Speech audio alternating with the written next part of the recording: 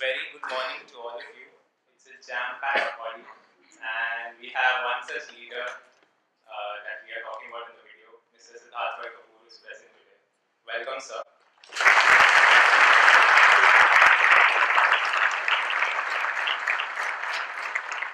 So, though the man needs no introduction, but I have prepared a brief note about him. So, after completing his Bachelor's of Commerce from Sydenham College and Master's from JBIMS, Siddharth started his career with Procter & Gamble in the brand management role. From there, he moved to Star TV in strategic planning, and one of his most successful work that I would like to mention is the launch marketing for the first season of Kaun Banega Crorepati, which led the show to an incredible success story.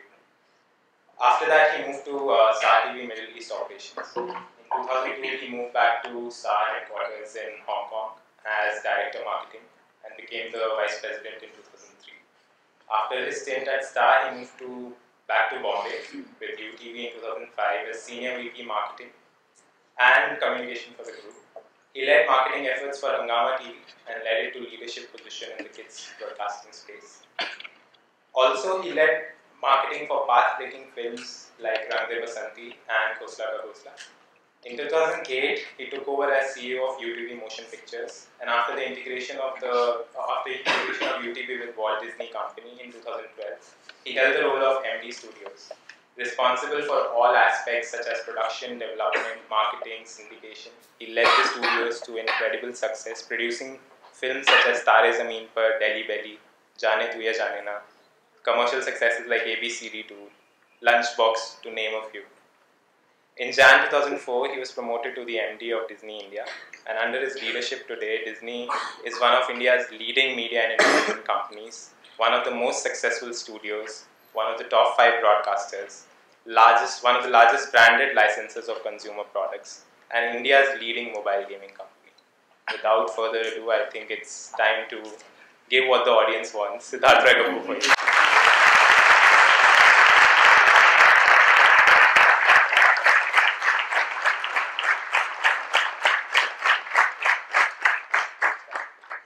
Hi guys.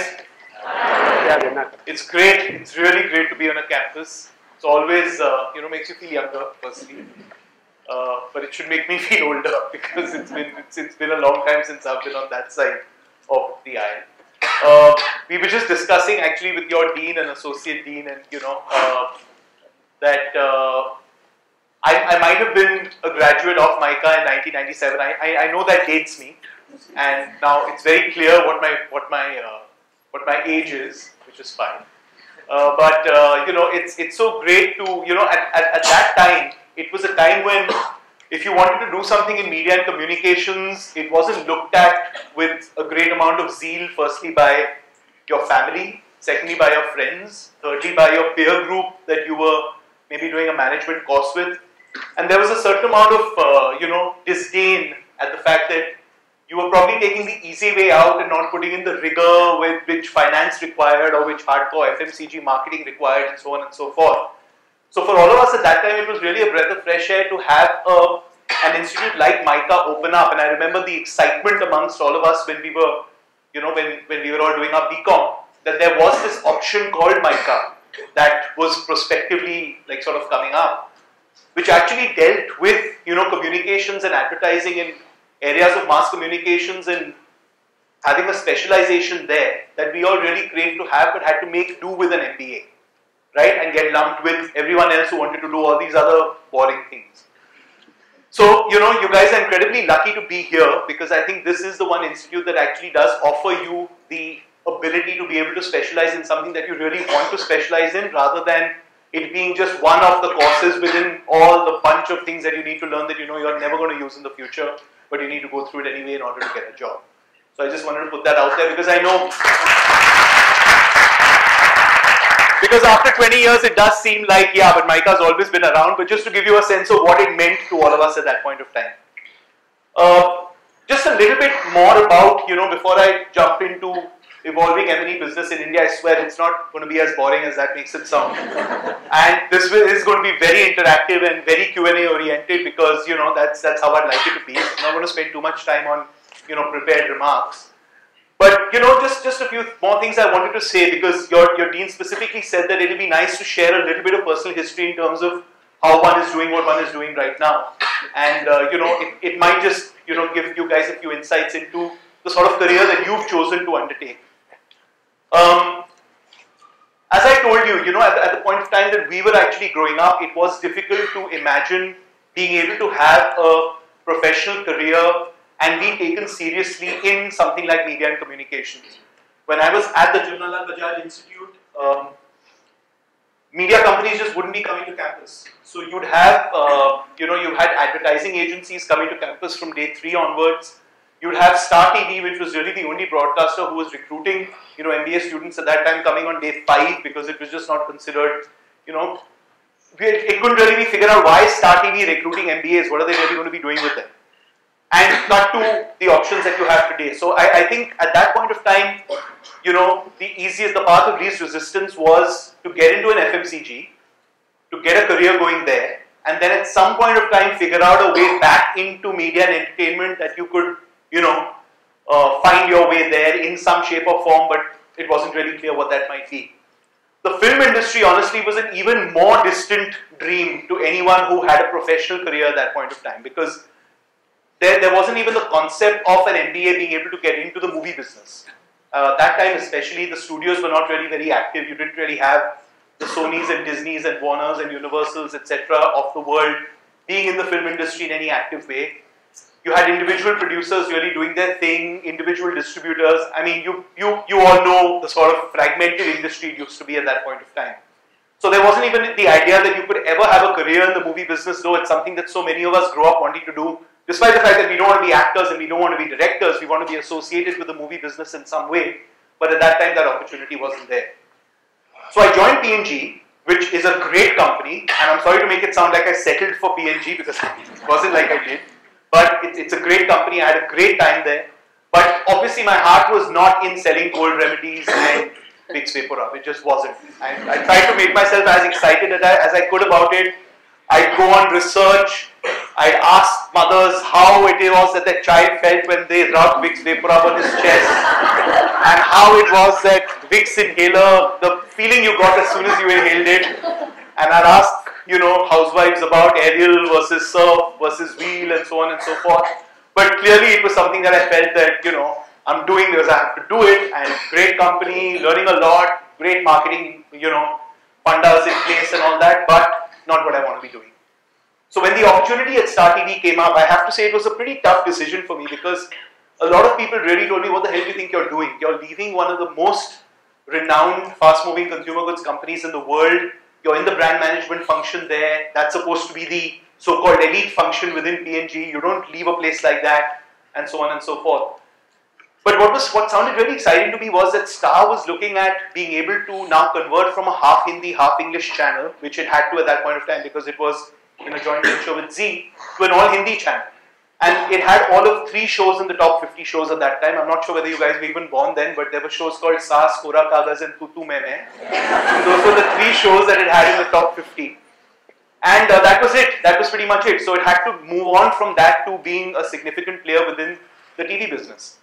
Lo and behold, they were looking for people within what they call the strategic planning team. But it's sounding much better than it actually. It was a bunch of us MBA types who were called in to grind numbers and figure out what it is that we, the top guys, the research information that they needed to be able to take the decisions. But, it was a tough call, but I said, listen, if one wants a career in media and entertainment, you've got to be able to take that jump at some point. I'd rather take it earlier. The barriers to doing it later are only going to increase. Once you're established in an organization like P&G, you're not going to be feeling like moving later, so you might as well do it now. And I did it, and I'm really glad I did at that point of time.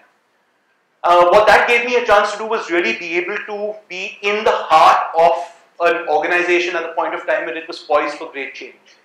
And I still remember we were all waiting for Sameer Nair, who was, the head of programming at that point of time at Star, to come back from his meeting with Mr. Bachchan to tell us whether he would agree to be on television now, because we all knew that we were going to be going to him and asking him if he'd do Kaun Banega Crorepati. And now it seems like every film star is on television and is doing television, but at that time it was almost like a kalank if you were moving from, if you were moving from the big screen to the small screen, and to expect Mr. Amitabh Bachchan to do that was like unfathomable. But I remember Samir coming back from that meeting and saying, we've done it, we've been able to convince him to do it, because all our research told us that if you want to make a splash, you've got to do something completely audacious. So you've got to be, we've got to do a show like Kaun Banega Crorepati, we've got to have a superstar like Mr. Amitabh Bachchan on television for us to be able to make that dent. And it was a really, really magical time in terms of, career-wise. You want to be in those positions where something that you're involved in is actually something the whole country is talking about.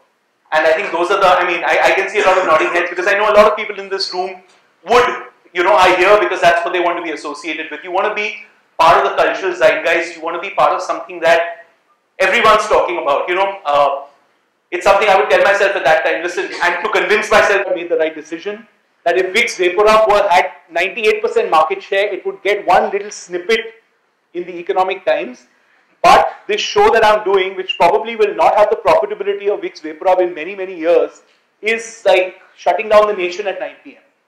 Right? And that's what one wants to be involved in. So that was really the first taste of something that told me that, listen, if this is what gives you a kick, if being involved in something that becomes part of the cultural zeitgeist is something you want to be associated with, then you're on the right track.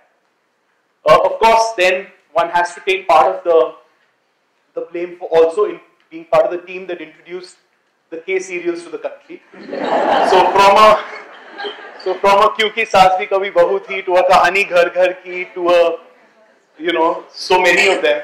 One was part of the team that really worked on, funneling viewers from Kaun Banega Crorepati into those shows, so that then the channel could actually benefit from this massive investment that was going into that show. And in a couple of years from then, we actually got to 50 out of the top 50 shows on TV. And I think that was a tremendous thing to be associated with, to be able, and it gives you a sense that stuff that you're working on can actually make a difference to the organization that you're working in, whatever level you are at within an organization.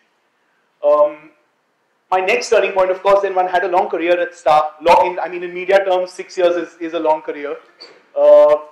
Moved from Dubai to Hong Kong and so on and so forth, and was involved in lots of different campaigns. I'd done a summer internship at UTV actually when I was in Sydenham back in 1994. And I remember, Ronnie Screwvala the company was small enough that Ronnie Screwvala, the CEO, was interviewing the interns who were joining as well. So I remember he interviewed me then. I must have been all of 18. And, my relationship with him started from that point of time. And I remember being really enthused by this dynamic guy who was the head of this company called UTV that Rupert Murdoch had just invested in. And this was, even before, Star had become the force that it is today, but Murdoch had invested in UTV. And I remember Ronnie calling all of us into a room and saying that News Corp's invested in us and so on and so forth. We were in some crummy basement office in Worli. And I was working, I was on the in-flight entertainment department making, capsules for Air India and for Cathay Pacific and, Emirates and so on and so forth at that point of time. But I remember being really enthused by the dynamic of the place and the energy of the place, and by this crazy boss who used to come in at 3 in the morning to work on something when I was I was an intern, so I was there all the time just soaking it all in. I'd be editing something and he'd come in order to do some work, and I'd be like, wow, he's so passionate about what he does. So I'd stayed in touch with him all through, and when he called me when I was in Hong Kong later on and said, I'm starting this movie studio called UTV. UTV's been a television company all these years, and we've done the Shantis and the, all that of the world, but we really want to be a professional movie studio, and would you like to come back and join the ride and head the marketing team there? I was like, I was on the next flight back to Bombay. And that was another really important decision that I think I took at the age of around 30, where you could start getting comfortable being someone who lives abroad, being an NRI. There are a lot of things, and your dean will tell you that firsthand. Though she's taken an even bigger decision at this stage. But at that point of time, I guess what you tell yourself is that the barriers to coming back are only going to get higher over the years. And there are certain life choices that you just have to take when you think they're the right thing for you to do, though they might not seem the best decision to take in the short term. In the long term, you know that that's really where your heart is. So that's what I did at that point of time as well. And I came back to Bombay, and I've never regretted it a day since then. And then was a part of this, incredible journey that we had at UTV, which was really in a very incestuous industry. I mean, the film industry at that point of time, and even now, is about my grandfather used to do this and my father used to do that, and so I'm going to be doing that. It was like our Indian system of professions are passed from father to child continues in the film business as well, as we all know. And any upstarts who come into the business and want to make a mark are always treated with a certain amount of, if not derision, then at least suspicion at the start, till they prove themselves, and they have to prove themselves even more so than the ones who are to the manor born. So we knew that we had to do something different, we had to do something special to be able to really stand out and make a difference. And what we decided to take, we decided to take the director route, because the actors all had relationships with the big production houses, from a Yash Raj to a Dharma and so on and so forth. All the top actors were, had grown up with those directors.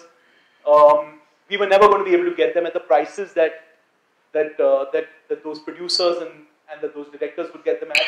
So we decided, let's really take the director route. Number one, it's an easier route to take. Number two, it actually gives you the credit as a producing studio versus the credit going to the actor only, that you've been able to back a director and back a concept and back a piece of creative work that then an actor has agreed to come on board with, rather than it being the other way around. So we started off like really, we started financing and then sub-distributing, etc. But then with Rang De Basanti was really the first time that we actually went out with our own production completely, and we were proud to have gotten Aamir Khan on board. And when I say the bold choices are the ones that are really going to take you far, at that time, remember, Rang De Basanti was a 25 crore movie, which today might not seem like a very big budget, but at that point of time, given the size of our company and given what the value of the rupee was, it was a really significant punt to be taking. That's one. Two is, it was a fourth Bhagat Singh movie to be coming in after the three Bhagat Singh movies that had come a few years earlier. So technically, people saw it as a fourth Bhagat Singh movie. Thirdly, your whole cast dies at the end of the film, right? Now it's okay for Amitabh Bachchan to die at the end of Sholay, but you've also got Sanjeev Kumar and everyone else there. This was like everyone dies, right? And there's that last scene where Bhagat Singh is digging up the soil and you've got the boys around him in order to just give the audience a feeling of upliftment. But I mean, people thought we were crazy. But when Aamir said he'd come on board, was actually the first vindication to us that, we aren't that crazy. Obviously, there's something in the script that we've liked that clearly, someone who's as knowledgeable about creative work as Aamir has also agreed to do. And that really set us off on our journey. And with that, I think the industry really started taking us seriously. That these guys have come in from the outside. They clearly have the courage of their conviction to go ahead and do something like this. And they've clearly been able to make something that has resonated so widely with the country.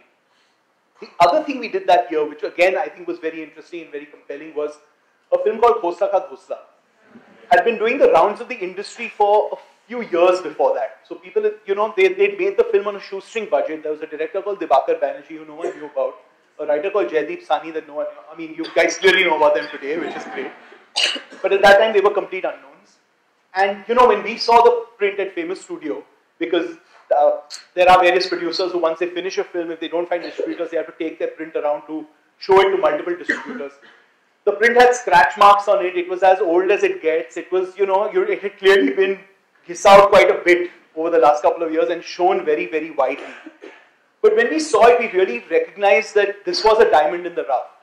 It was a really, really special film, and we felt that if we're able to take this film on and prove to the industry that we can, through marketing, get a film out there that people really enjoy and not treat it like another art film, not like one of those like sort of NFDC films that we know are really nice but no one ever watches them.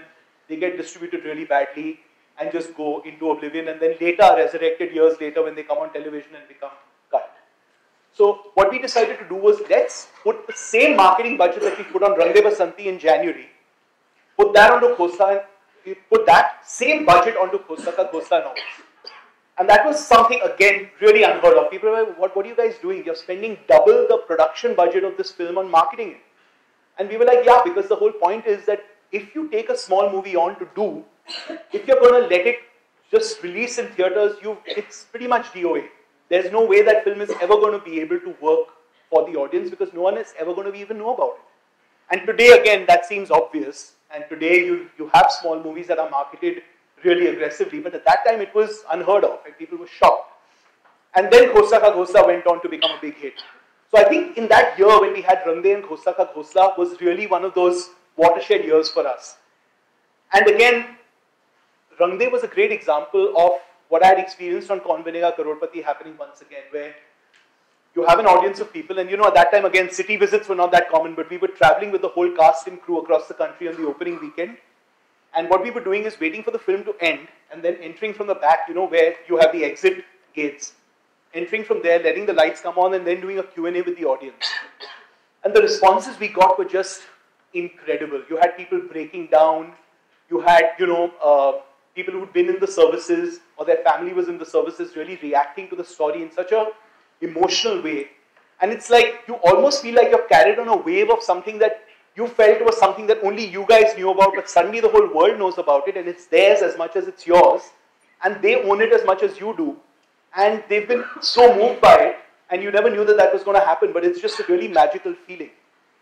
And that's what people get when they work on, say, a campaign that's really talked about, or a movie that's really discussed, or a television show that becomes part of the culture of the country. And it's something I think everyone of us in this room should aspire to, because that's why you're doing what you're doing, right? Because we all know media is not the best paying, right?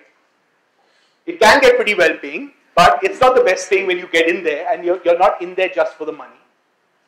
We all know the work hours are crazy. It can get pretty intense. It can get dramatic, and you're dealing with volatile individuals, and stress levels can be pretty high. So why are we doing what we're doing? I think we're doing what we're doing because we enjoy being associated with something that people can connect to emotionally. And I think that if there's one takeaway that I think I'd like to leave you with, is that I think I found my way circuitously back into being associated with media because of the time in which I grew up and because the options weren't that available.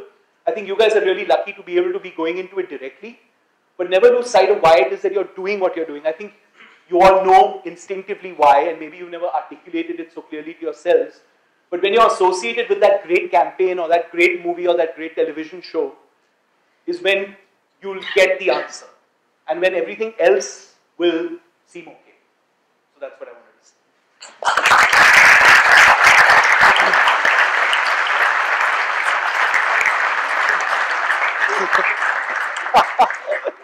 Drop this? Yeah, okay.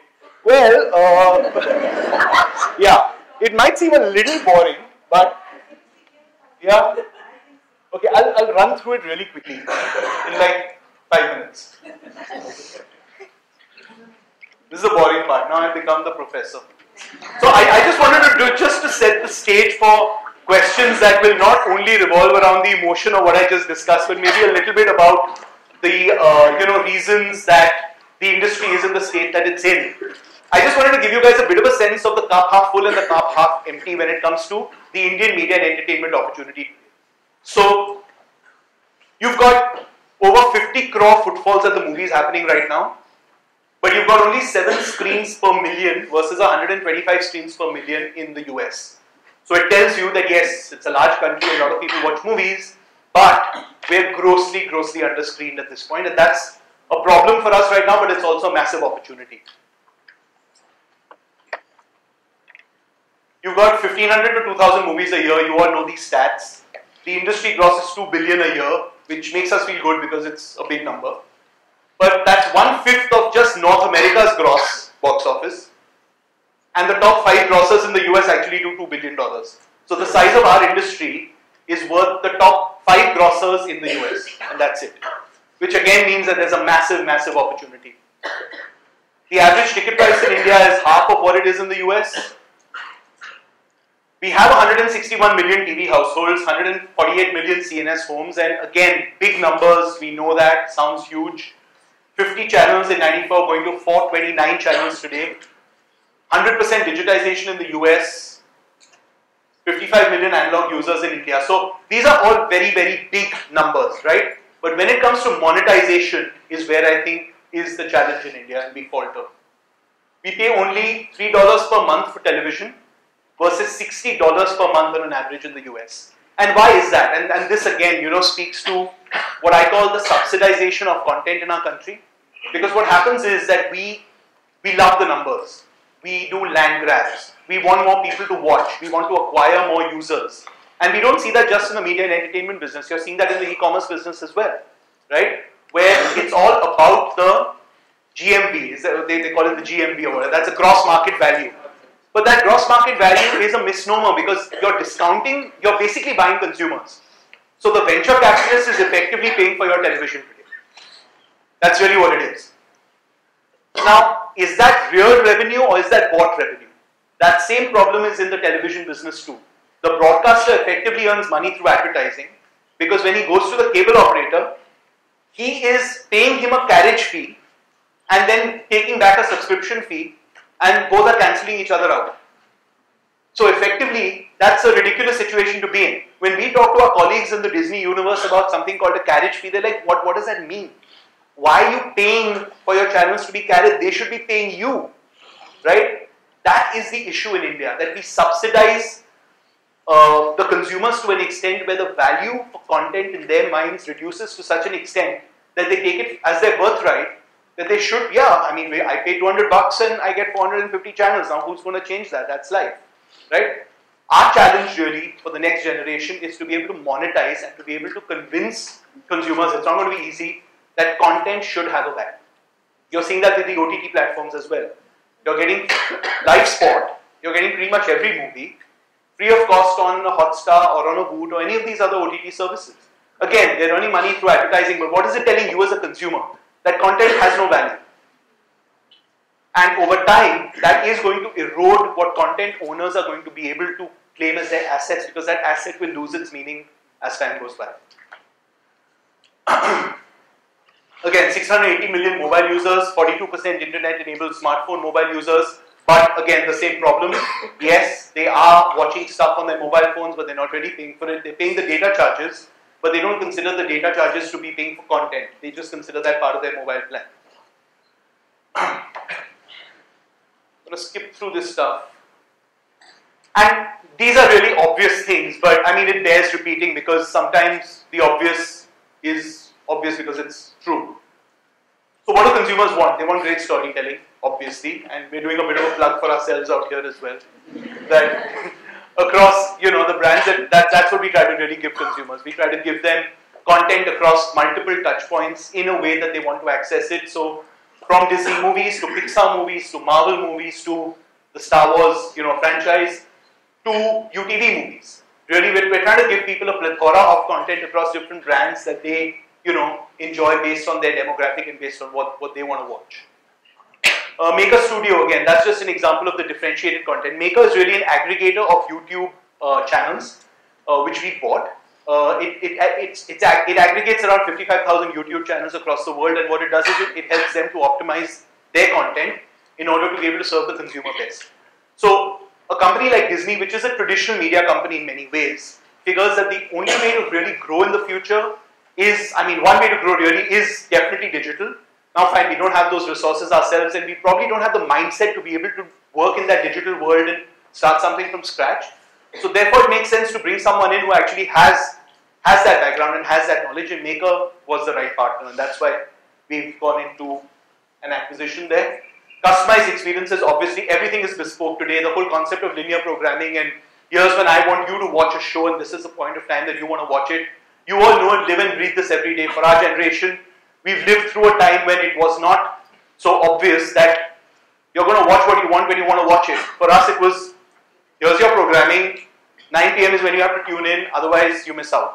And wait for the repeat and look it up in the paper, in the list. And you guys are even laughing at it today, but that was how we did it.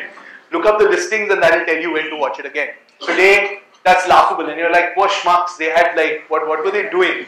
Today we can watch whatever we want whenever we can, right? Binge watching, again, same thing. I want to watch the whole of House of Cards, and today Netflix is actually putting it up all together for you to watch. Again, 5 years ago, would have been considered heresy in the world of broadcasting. How the hell can you guys even think of doing that? You need to monetize content in specific buckets over periods of time and ensure you're juicing out the maximum from every viewer all through the process. And today it's like, no, that's not what the viewer wants. He's not going to be able to wait. Attention spans are limited. Just give it to him all at one go. On the go, obviously. Time shifting, again, same thing. And on demand. So I think what we've tried to do as an organization really is, the Walt Disney Company globally really focuses on ensuring that we have compelling content. So as I said, from a Disney to a Pixar to a Lucas to a Star Wars to an India UTV to an ESPN to ABC, we try to cover the gamut of consumers across every possible demographic and psychographic and every possible ethnicity and target group, to be able to then take that content and take it across multiple platforms, be platform agnostic around the world, to be able to reach as many people as we can and monetize that content. So that really is the idea of being a self-perpetuating brand that lives off the love that the consumers have for your content, and then in turn is able to monetize that in lots of other ways, from our theme parks to our consumer products and so on and so forth. Yep, that's pretty much it. Thank you.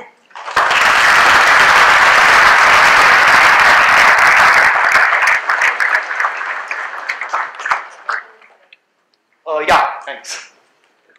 Thank you. So we'll open it up to Q&A. We have time? Yeah. Okay. Yep. Hi, my question is regarding the Beauty and the Beast musicals. So, do you think live entertainment is a sustainable model for a country like India? That's a really good question. And we've had some interesting results. Very successful creatively, there's no doubt about it. But we were willing to invest in it in the first season financially. We knew that we might not be able to recover the massive investment that we put in. The good part is that I think with another couple of seasons of the show, we will actually recover. But this is with a wildly successful show, we're going to be able to recover our money. Now, what does that tell us? It tells us a few things. One is that because we've done it in Bombay and Delhi only, we've been restricted by the venues that we were able to operate in, right? Because to do something that's Broadway or West End style, you need to be able to have a venue that can support that sort of infrastructure. You need a certain amount of height to be able to have the sort of trussing you need for your lighting. You need the depth, behind the stage to be able to have the multiple sets that you need to come on board.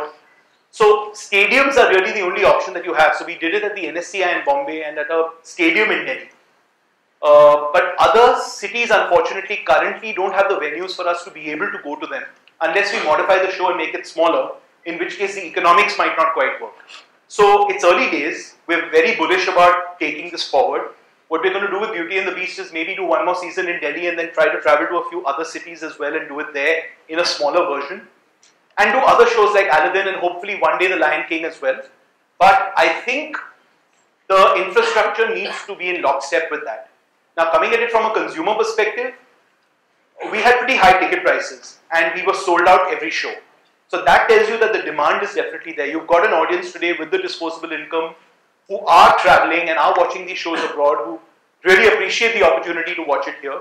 But you need to be able to reach them, and for that you need venues. So the venues are the constraint at this moment. So, this year some of the highest grossing movies are movies like Sairat or, Jungle Book in Hindi. So what is UTV's strategy, for regional movies and for movies that are made in the US or UK but are dubbed in Hindi? So the good part is we've got that's our film. So we've got the ability to be able to cater to audiences in different ways. So what we did with the Jungle Book actually was ensure that we didn't just translate the film, but we transliterated it. So in a way which actually made it colloquial, made it, modern, made it relevant to India. And we got the sort of stars to do those, parts as we did. For us, I think we're pretty well placed because we've got the ability to be able to get our great content from the West and actually content that's resonating in India, because we Indians enjoy franchise content. We like creature movies, superhero movies, disaster movies. Those are the movies from Hollywood that really work here. So Jurassic Park works, 2012 works, the Avengers works. A comedy or a drama doesn't really work that well. So Revolutionary Road with Leonardo DiCaprio and Kate Winslet will do nothing at the box office, right? And frankly, do nothing on television either. It's just something that the talking class will talk about, and that's it. So we are making movies which cater to the Indian audience. I think what this tells us is that Hindi cinema needs to buck up, right? Because if Sairat is working, it obviously means it's been able to connect at a very, very emotional level, at a very basic level, and it's gone and done 85 crores at the box office only in Maharashtra, which is nuts, which is just unheard of. Jungle Book has gone and done 188 crores in India across English, Hindi, Tamil, Telugu, which was the highest. It was the highest gross of the year till Sultan, which tells you that if Hindi cinema is not able to make movies that are not a little self-conscious. Today, I think we've become a little self-conscious, right? Because we are influenced by the West, our filmmakers are influenced by the West, so they're trying to not succumb to the usual tropes of Hindi cinema, don't have your songs and dances, and a film like Sultan comes along, which is a typical Hindi film. Salman Khan plays a 30-year-old and we buy it. There's song and dance, we buy it. He plays someone who, someone at 30 he gets into wrestling and he's an Olympic winner by 35 and we buy it. Because we react to it emotionally, and it's not just because of Salman Khan, because Salman Khan's done Jai Ho also, which didn't work. So one has to give the credit to the film as well. But that's a traditional Hindi film that audiences in India are thirsting for. On the other hand, sure, you've got Kapoor and Sons and Neerja, etc., which are doing well, but if you look at the city contribution of those movies, Bombay, Delhi and Bangalore are accounting for 60 to 70% of those collections. So it's not a pan-Indian movie in any shape or form. So it tells us that Hindi cinema is sitting on something great, but we've become self-conscious about allowing ourselves to make those movies.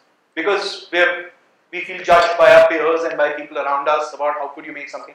So we made Rowdy Rathod, and we made a lot of money on it.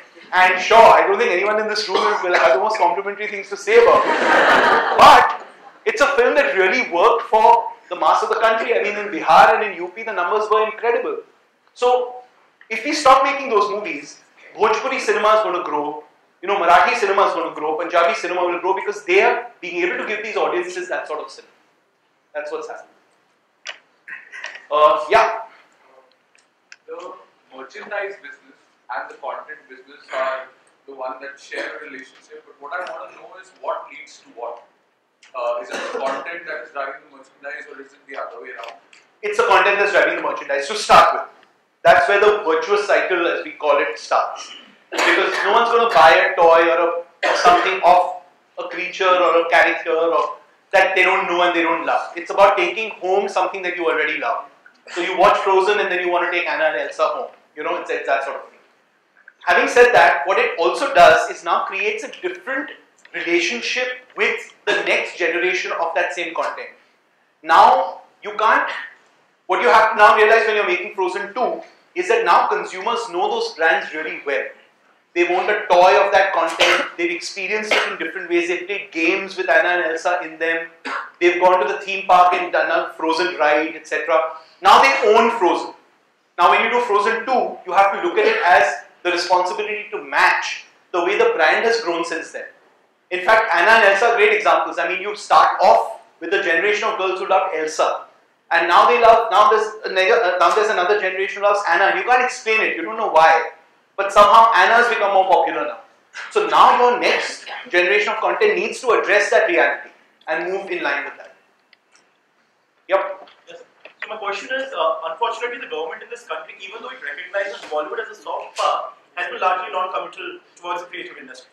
Secondly, the exhibition sector is growing, but it's still inadequate considering the size of the population and it's getting affected by the monopoly also.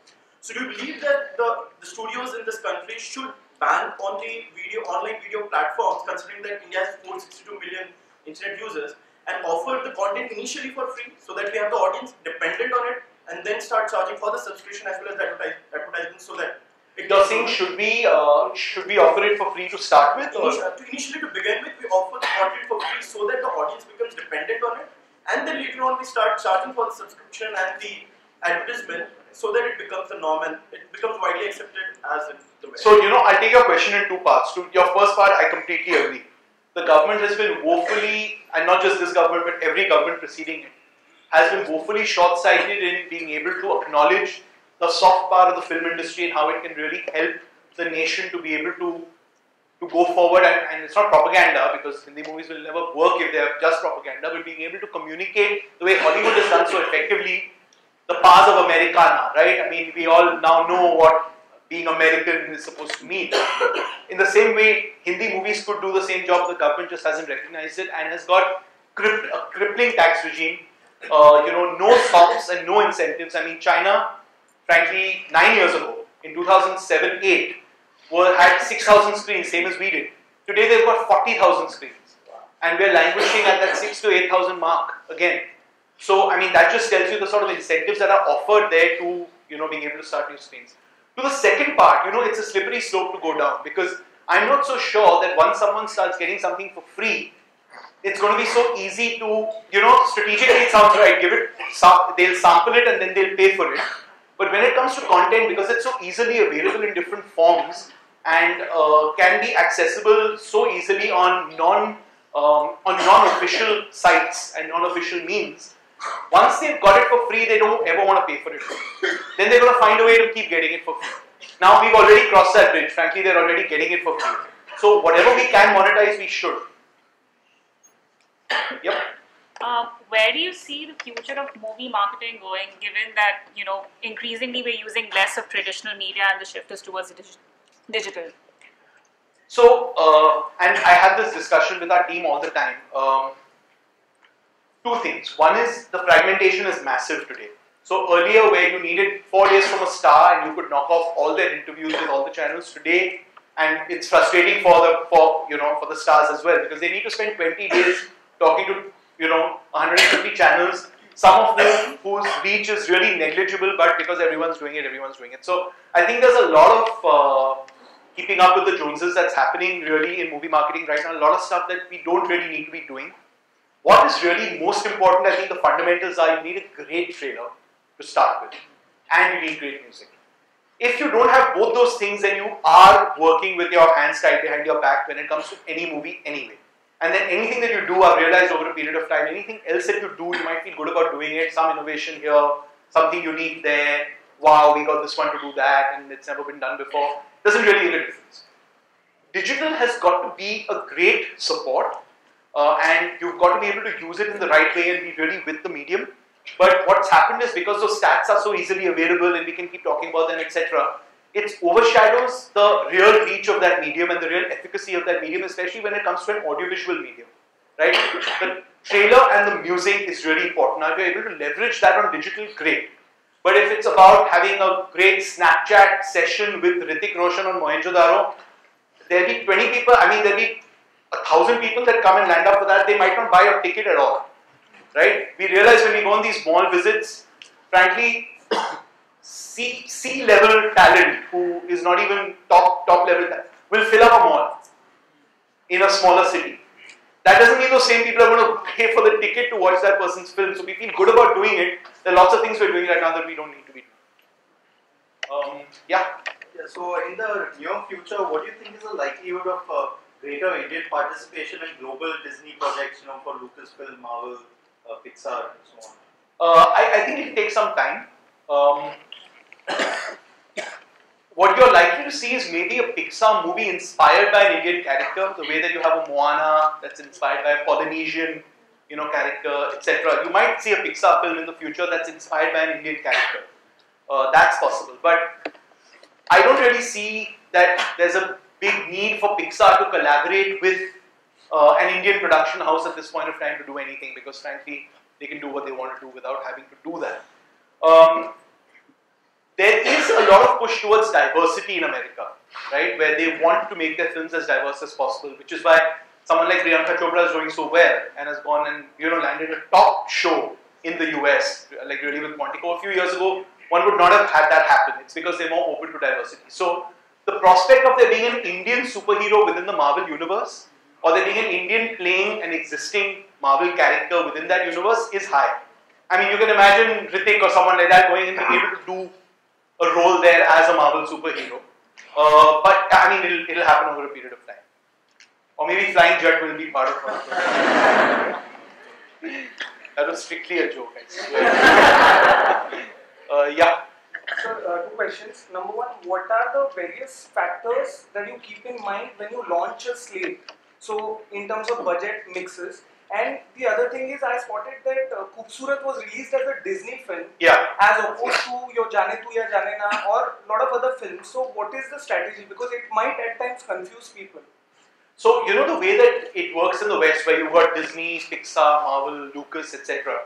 For us, what's relevant to the consumer really is that it comes from Lucas. Actually, they care that it's Star Wars. Lucas is a secondary plan. The fact that Disney owns Lucas is a distant reality that most people might not even know or care about. With us also, it's about our consumer-facing brands. The first important consumer-facing brand is the title of the film. So, Khoobsurat is what's important. Then you come to, now you've got Disney and UTV within your stable and you can brand it either. What we decided to do is really be able to focus on the movies that are family-friendly films, that are films that are for the entire family. So Dangal is going to be a Disney film. Jagga Jasoos is going to be a Disney film. A Heather is not going to be a Disney film, right? Heather will be a UTV branded film. And that's really the differentiation. So Khoobsurat falls into the category, or like an ABCD falls into the sort of category. You can go with your family and enjoy the film. Whereas on a Heather, you might just want that to be either solo experience or with friends or with fellow militants.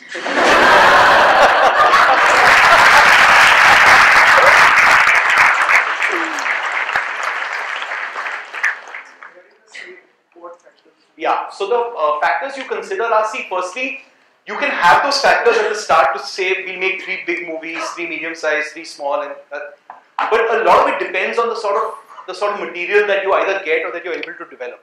So you might not always reach that nirvana state that you set out to achieve, which is I want 3 big, 3 medium, 3 small, because you might have come across 4 great scripts within the small category and 2 in the big category, and then you're fine with it.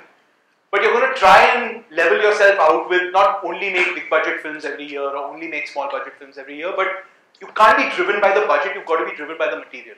So that adds the level of subjectivity to the decision making process. So usually we try to have a balance, but we rarely end up having an exact balance of scale. The other thing to consider is sometimes making bigger movies is actually less risky. And that's a counterintuitive fact, but it's true.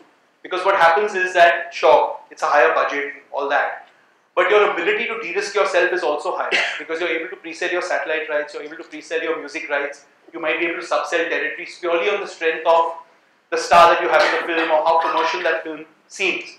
Whereas with a smaller film, despite a smaller budget, you might be last man standing on the day of the release not having been able to pre-sell anything. So you need to take those calls depending on where you stand with the material that you've got. Yeah. So earlier you talked about funneling KBC viewers to the K-serial market. Can you talk a bit more about that? Sure. So what happens in channel programming, the strategy usually is that you have a marquee show and don't use that, because what you might be doing is actually losing money on that show. You're going to be investing. So for example, in the case of KBC, there's obviously a big fee for Mr. Bachchan. The sets, the production qualities, the fact that you're actually genuinely sort of giving out money as well at the end of the show. And the advertising that you get in that show might not make up for what you're investing in the show. But you're investing in order to be able to reap the benefits of the viewers who are coming into your network who might not have otherwise come and watched your channel. And then you need to funnel them into your regular programming. Because that show is not going to be something that's going to keep running. Right? It's more a gimmick. So Bigg Boss on Colors, for example. You've got Salman Khan on that. Or KBC, you've got Amitabh Bachchan. You better have a great lineup after that because you've got viewers there who are captive, having watched the whole show. And what you bring on immediately after that is something that if it clicks with them, then they're going to stay with your channel for longer. So that's a funneling strategy that happens. Yeah. So you talked about on-demand and customized experiences. So how do you see the Indian mainstream TV industry adapting with the shift that's happening towards on-demand web series or Hotstar, for example? Sure. And we can see the tier 2 and villages adopting smartphones at a faster rate than they are getting cable or probably dish TV. It's a great question. It's happening very fast in the US. In India, because of the size of the nation that we are and because of the massive, cable and satellite audience and the limited bandwidth that you currently have on your phones to be able to really do linear streaming of channels, it's happening less so. I'd say there's still a lot of scope in India for the cable business to grow and grow in a pretty considered way over the next few years. What's happening with the web series stuff right now is it's an interesting space because there's a lot of innovation, a lot of creativity. You've got younger audiences moving to those platforms away from television. But not in the sort of numbers that are happening in the US or in any of the other more sort of developed markets. Still much more big cities, and also because of the content. The content is not very massy content. It still is clever, city-based stuff that's going on there.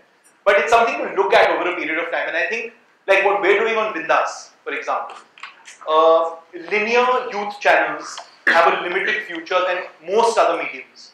right? Because that is the audience that's going to be the most fickle for linear television. They're going to run away the fastest. So MTV, Bindas, Channel V, etc. have a limited lifespan in that sense.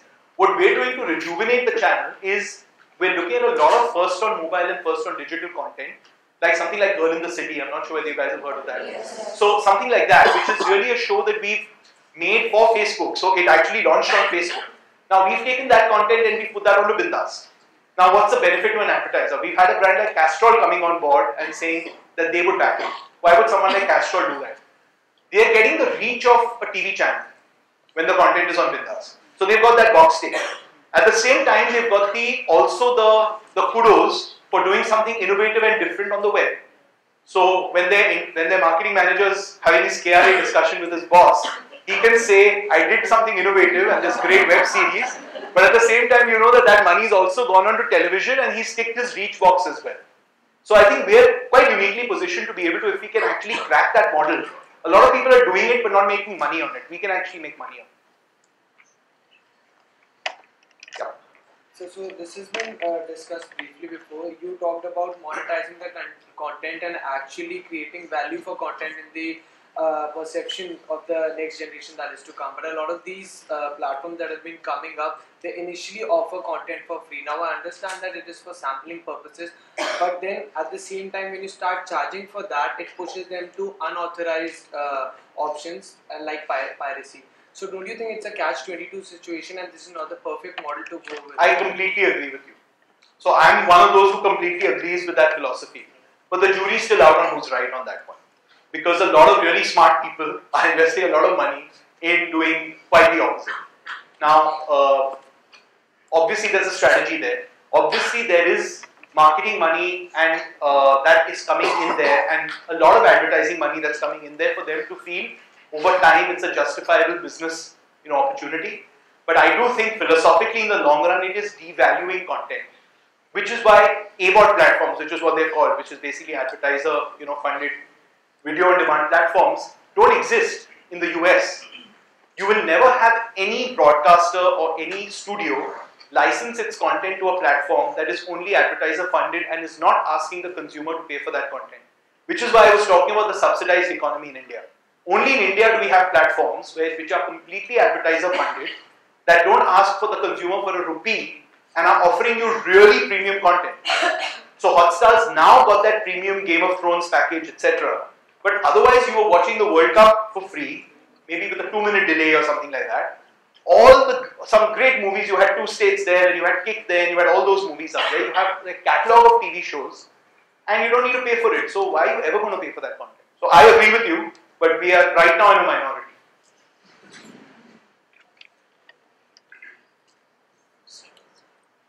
Yep.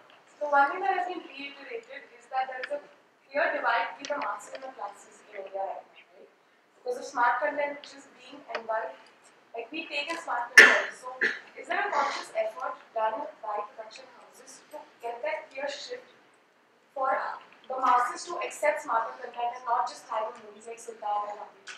But I tell you what, that's what they want. And I don't think it's our job as creators of content to educate the masses or to change their tastes. It's about to give them what they want, and at times maybe give them something they didn't know they wanted, but not to assume that that is going to be a smarter.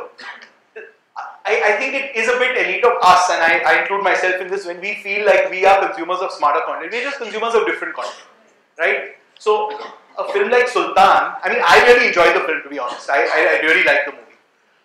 So a film like that is a film that can actually work across. A film like PK worked across, and we found that, I mean, we did $20 million with PK in China, right? Who would have thought? And it isn't even like that's an Indian diaspora there. So when you've got content that can resonate and go across income classes, across demographics, etc., that's the sort of content one should aspire to, I think. Rather than trying to get some guy in a small town in, UP to like Kapoor and Sons. For him, that's an alien world. Those are aliens operating in some world he knows nothing about, with issues that he's like, if you care about these issues, come and see what my life is about. So, you can't. You really need to be able to give them something that's relevant to them. Yep. Rafan sir, my question is about censorship.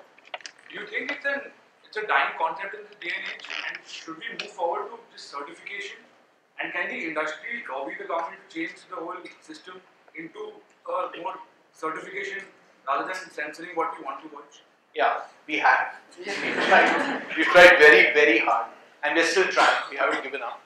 Yes, I agree with you. I think the concept of censorship is a complete, I mean, it's a ridiculous concept in today's day and age. We all know that. It's an impossible thing to achieve. It's ridiculous to try to enforce, so you can't do it.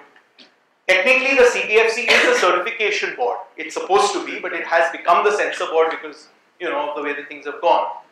But I mean, if the Sham-Benigal Committee report is accepted, it is a fairly, it is a progressive report and it's definitely a step in the right direction. It talks about certification and not censorship. I personally believe that censorship should be abolished and you should have something like what exists in the broadcasting industry, which is the BCCC, which is it's a committee that's set up with members from the industry ourselves and maybe a few prominent social workers and judicial activists and so representatives of the society that actually take a call on self-regulation. I think if the onus is given to the industry, ironically at times it works much better because you tend to be even more conscious about the fact that you are the one who's actually responsible for putting out content that should be socially acceptable, and I think that's the only way to go. You need to have some code. I think the CBFC as it exists at this point of time is really not the way to go. So as far as India is concerned, as far as I can remember, there are very few franchises which are there in India. And sure there are some regional franchises like Feluda and Pakshi, but there's no national following. Yeah. Do you think we are facing a threat from the US as far as those franchises are concerned for content creation in independent countries? Yeah, I mean there's definitely the danger of those franchises becoming bigger and bigger and therefore swallowing up a lot of the disposable income that people have for leisure and entertainment and taking it away. I think the reason for us not having had franchises so far, one is that we call sequels franchises. Sequels are not really franchises. So firstly, so you're right, there are no true franchises in the country yet. I think the problem has been that we haven't had a comic book culture the way it's existed in the US. There's a very strong culture of their mythology is really their superheroes and their comics. Our mythology is our mythology. We've never really felt the need to have anything more than that because it's such a rich mythology anyway. I think once we take mythology, now the danger there only is that you have to stay away from religion. So you take mythology, you take fables without the religious aspect so that your theatres don't get stoned and you don't get burnt alive. And then you can actually create franchises. Actually, this is related to live entertainment. Beauty and the Beast. Why was it not targeted? Why was it not released in Hindi? Considering that Disney aims at an audience that breeds Hindi movies. And second question will be very personal. Is there any scope of Disneyland being established? That's a personal question. I'm glad. Okay. So to your second question, I think it will happen in India at some point of time, but it's many years away. It's not really. I mean, I'll just give you an example. We just opened in Shanghai a few months ago, and our CEO Bob Iger started making trips there to discuss it with them in 1997. So it's taken almost 20 years from that time till now, and that's because it's a $5.5 billion investment. There's an incredible amount of regulation, safety, infrastructure. You need to virtually create a mini sort of township. It takes its time. And in our country, the one good thing about China is you're talking to a government that's going to be in power forever. I think here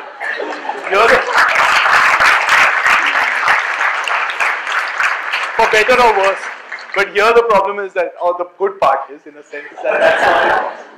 So, to your first question, we did debate that a lot. It was something we debated a lot. I think we came down on the fact that we wanted it to be a premium experience. We wanted it to be something people aspire to. We wanted it to resonate as we're bringing Broadway and the West End to you. And we felt that audience who would have the ability to be able to buy these tickets and was in that upper echelon of society might find it frankly a bit DM if they felt that it had been Indianized to the extent that it was not a premium Disney experience anymore. So that honestly is the reason why. Does that mean we'll never do a show like that in the future? And that's because it was the first time we were doing it. So we didn't really want to take that chance of alienating our very audience who we knew would have the ability to be able to buy those tickets. What we might do in the future is like a show like Aladdin, right? You've got the genie, who is virtually like a stand-up comic, right? If you've ever seen the show, you've heard about it. He's someone who can just say stuff that's relevant to the socio-economic environment or the like sort of environment at that time. Now making him a character who speaks English, so a mix of Hindi and English, could be something that we do if we do Aladdin. But we'll do stuff like that. And did you have another question? That's it, right? Sorry guys to be the villain, but one more question. Sure. Yep. Sir, is it possible for us to get into the promotional team and the campaign designing team for movies? And if so, what is the career path to it? So firstly, yes, of course. I mean, when we do recruit, and if there is an opportunity, then that's definitely something that one could look at over time. I think a career path, if you had to look at a marketing role within a studio, would be there are various activities within marketing in a studio, from media to promotions to events to creative, which is cutting the promos and designing the artwork, to PR and corporate communication. So there are lots of aspects of marketing for a movie. So one would firstly try to get an experience across all those, then go on to lead a project. So like lead the marketing for a Dangal, for example, and then be the focal point of contact between all these different departments. And then go on to head the marketing division, and then go on to hopefully head the studio and go on then to be the MD of the organization. That would be the career path for someone. Great.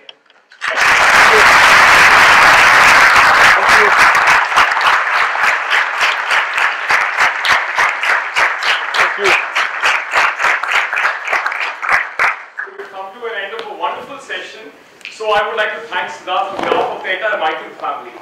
So, and firstly, thank you for making our campus more greener for the tree that you have. And secondly, thanks for sharing the wonderful insights of the industry. And one biggest takeaway for me would be the more you delay, the more hurdles you'll have if you know where you want to go. That's one biggest thing I learned. And so before that, I would want to thank Professor Saurabh Pathak for making this happen, and Jyotika also. Without you guys, it wouldn't have happened. And so from family point, we have a special gift for you.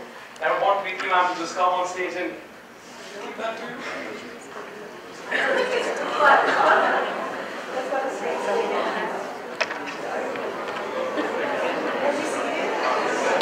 And this painting was done by Swarnish.